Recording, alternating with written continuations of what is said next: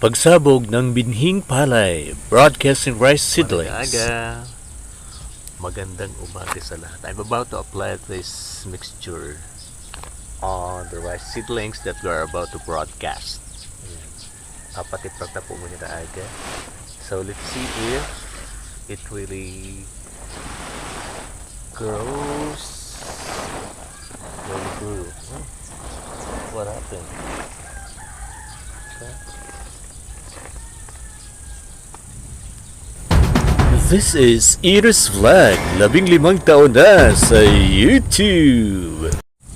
Ayan. So according to my brother-in-law, kailangan apply na natin ito. Masyadong maamoy yung mixture. So please bear with me.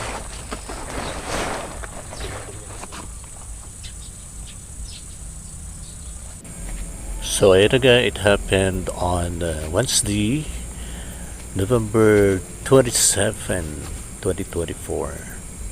Yan, maaga pa lang ay prepare ko na yung rice seedlings.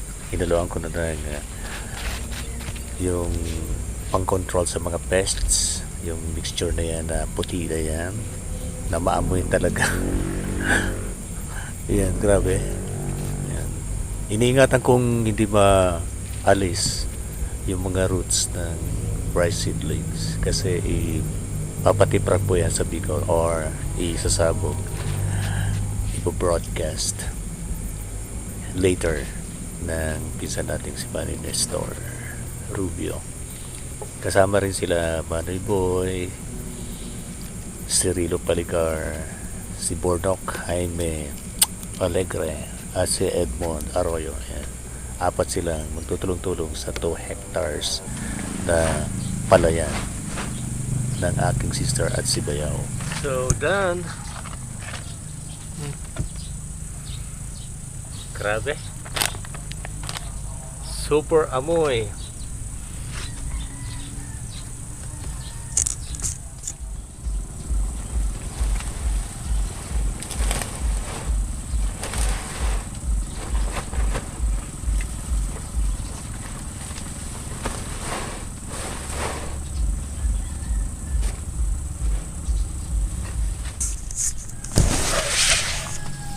Sunod unta ang pambihirang teknik ni Manoy Boy.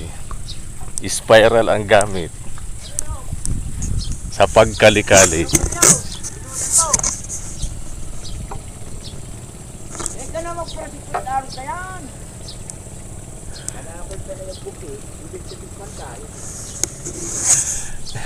Iyan po sa mga parauma. Kailangan lang talaga yung teknik para mapadali yung trabaho. Oh, papatiprak na si Miles.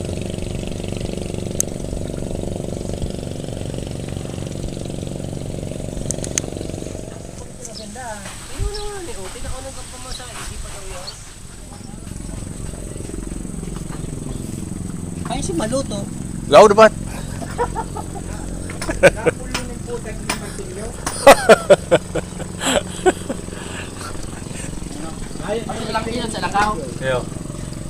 Huwag di na lang ni Manoy. Kulang ang laga ng kaidig ni Manoy. Pasensya ka. Dapat ka din, may mga laga na talaga yan pag ano. Manoy, si Batag mo, uni pa ha. Bulong ni sa imo kay pig ano-ano ko, alit-alitak ko. Bulong ni baga sa imo. Masabi ka mo, mayo nagkakakang luto ko. Dakulong po siya nagkakakang. Takaipuhan.